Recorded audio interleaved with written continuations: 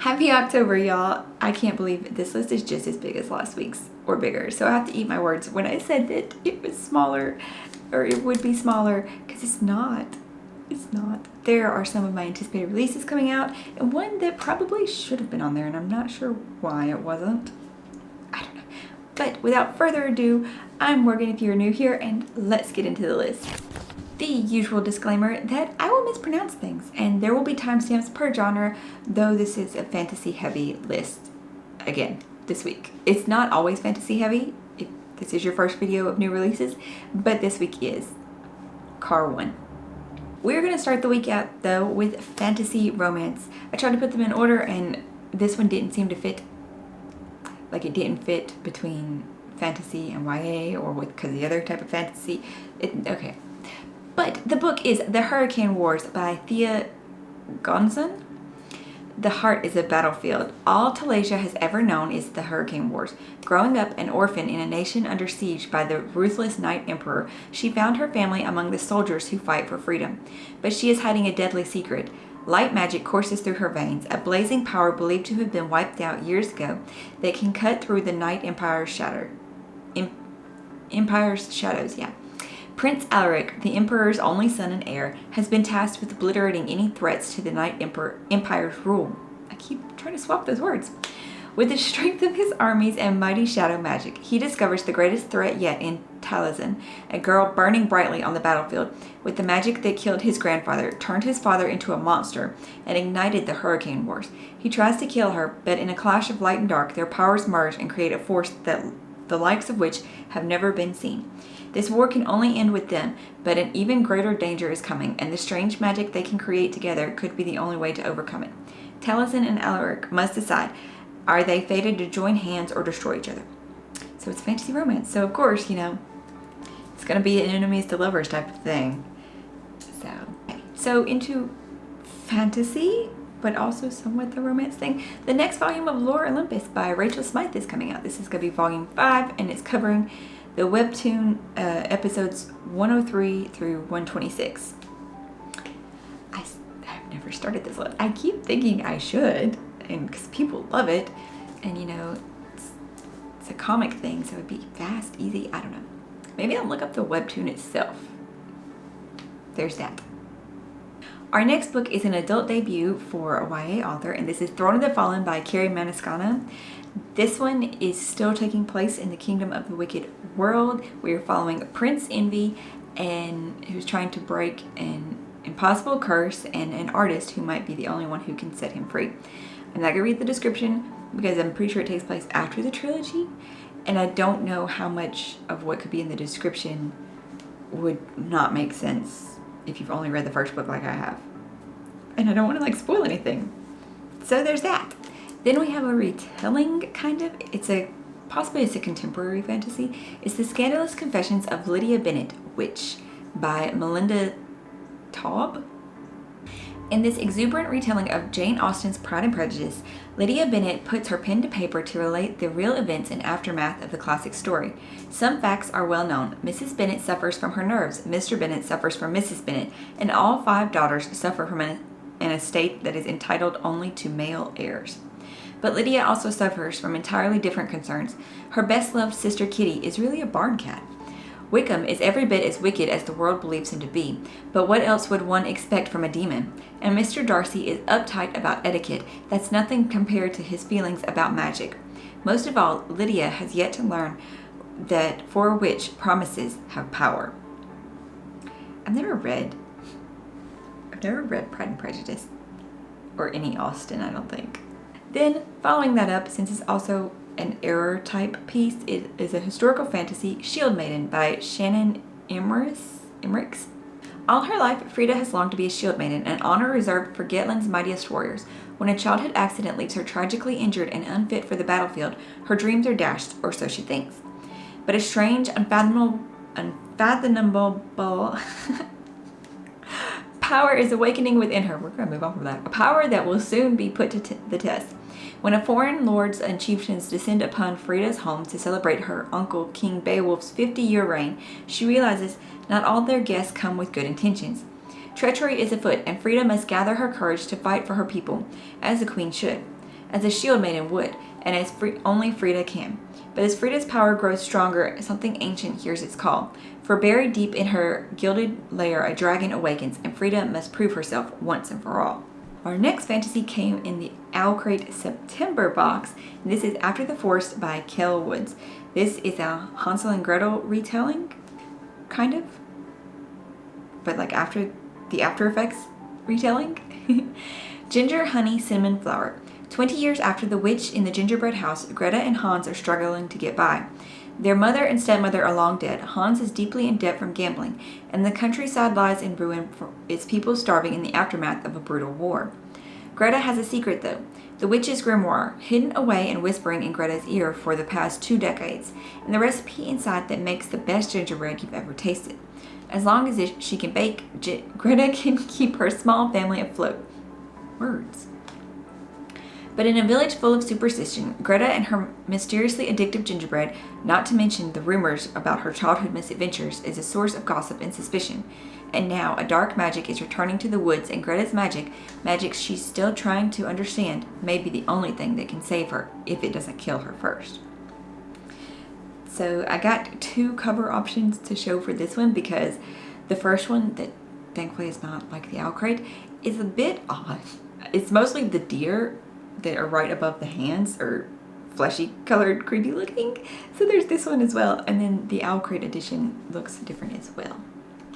Another book that I think is coming out in one of the boxes, which one I no longer remember, but this is Starling House by Alex E. Harrow.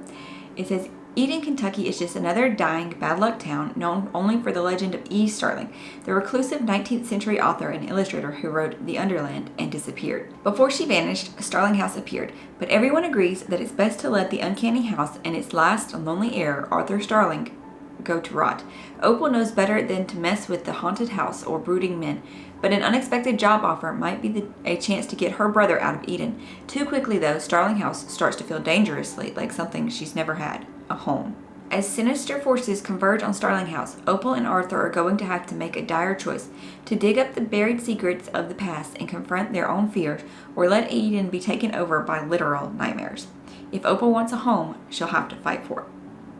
Our last fantasy of the week is actually a horror fantasy, and this is The Dead Take the A Train by Cassandra Caw and Richard Kadri.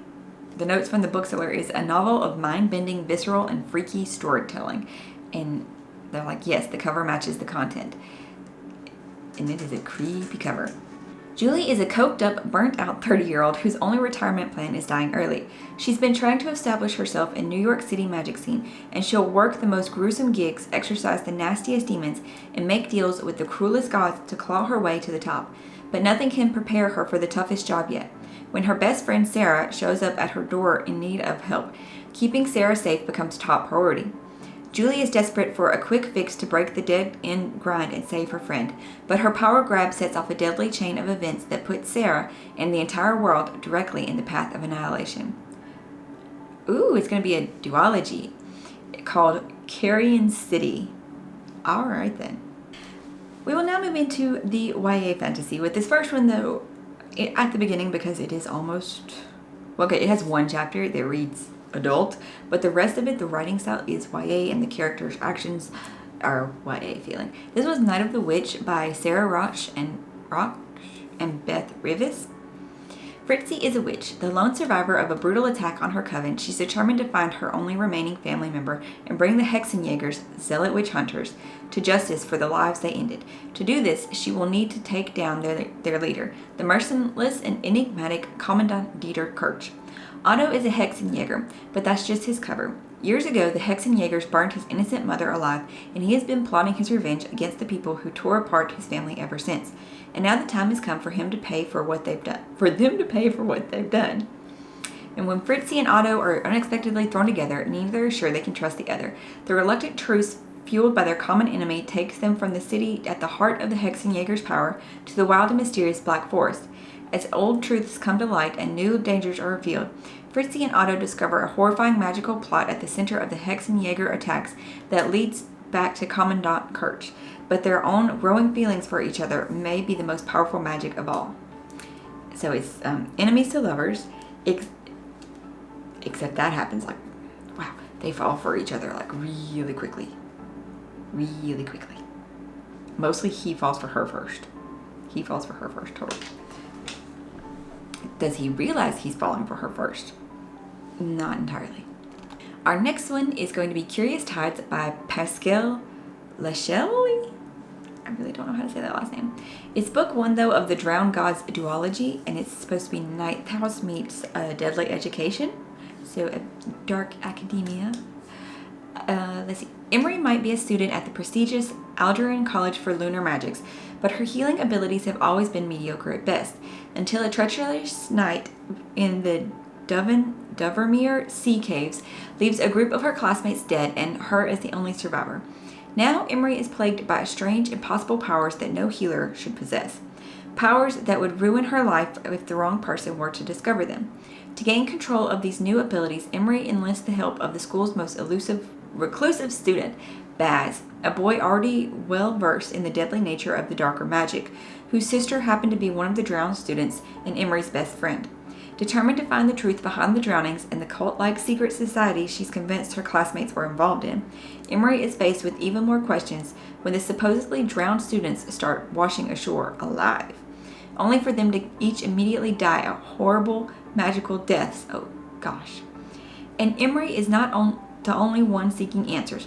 When her new magic captures this society's attention, she finds herself drawn into their world of privilege and power, all while wondering if the truth she's searching for might lead her right back to Dovemore, to face the fate she was never meant to escape. When I said it sounded interesting, I'd only read like the most of the first part. And then I was like, yep, this can go on the list. And then I read the end. Then we have The Scarlet Alchemist by Kylie Lee Baker. It's another duology as well, but this one, I didn't see the name of what they're calling the duology. And this one's cover is pretty.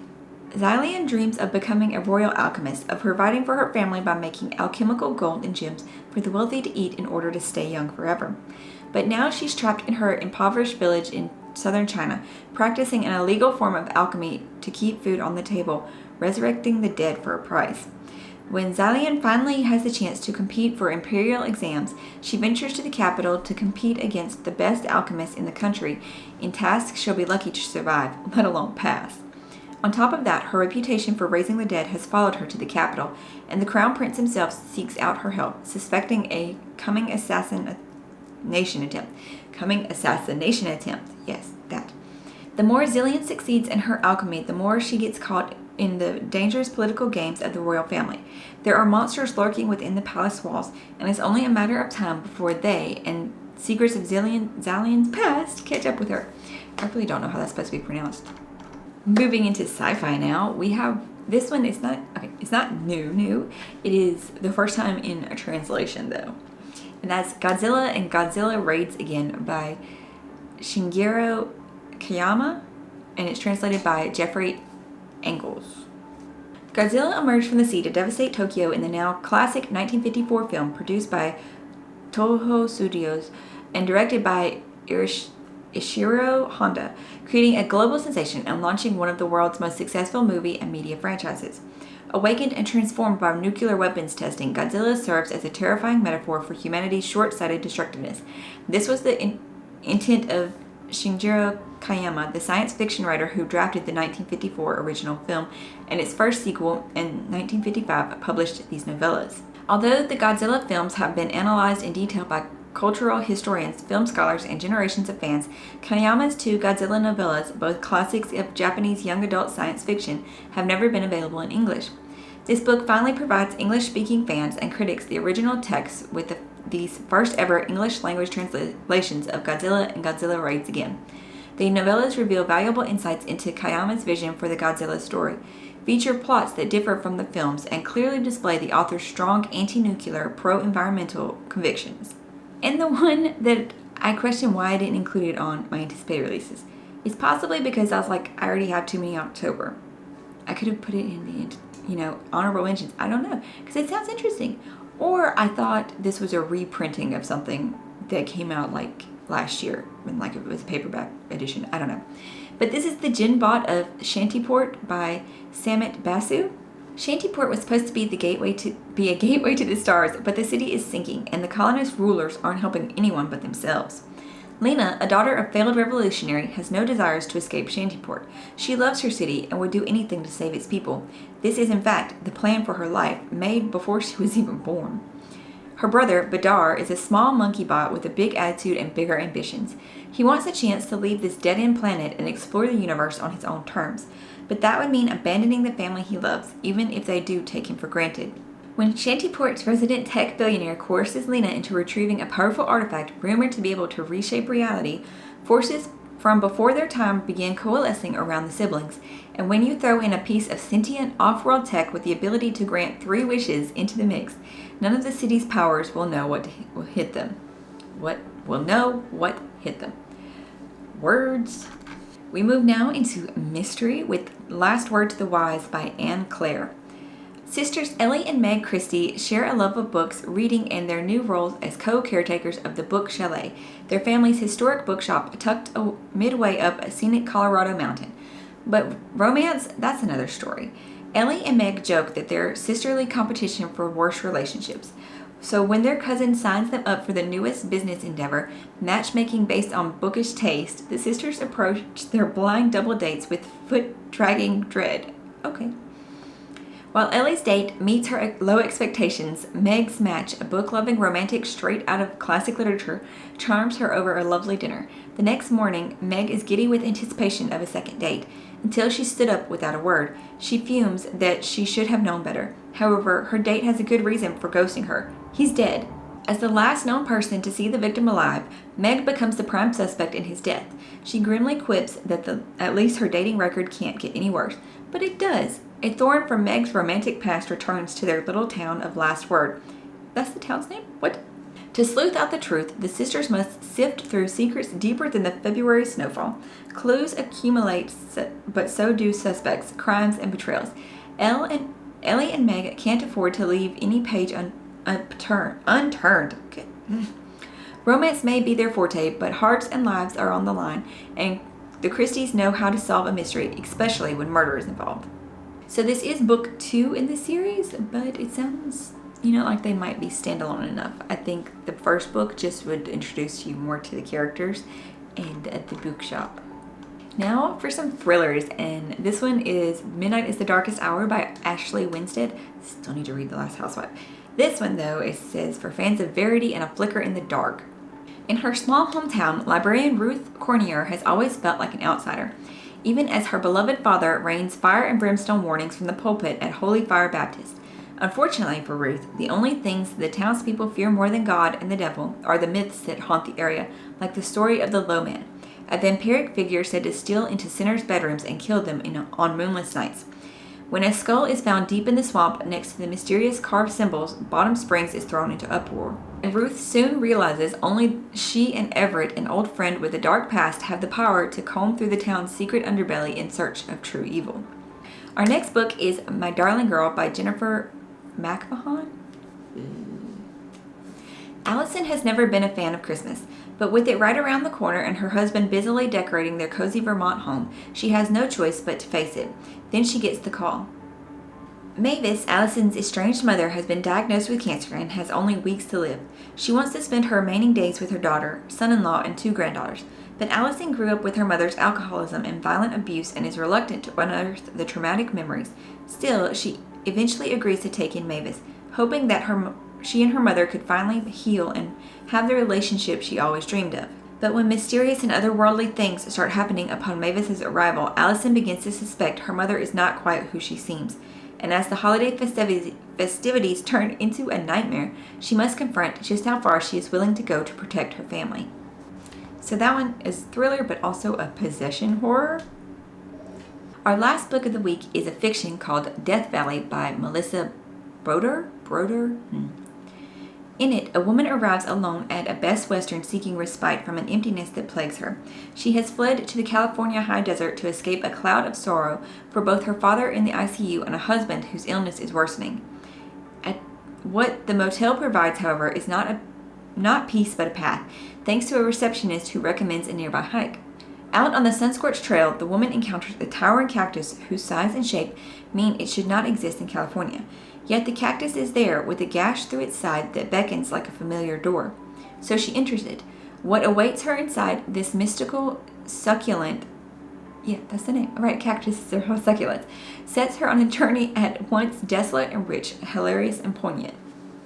This is also supposed to be like magical realism. Obviously, if she can enter a cactus like a doorway, you know. That's all for this week's list. Maybe you found something exciting that you want to add to your TBR or just keep a watch on for maybe when like the duologies, both of them are out or something. And if you would be interested in joining a book club, random bird, check the Discord link down below. We're voting right now on bi-monthly or monthly. Right now, bi-monthly is leading. And if you've already joined, make sure you put your suggestions for what we should start with. Like what books you want to try to start with.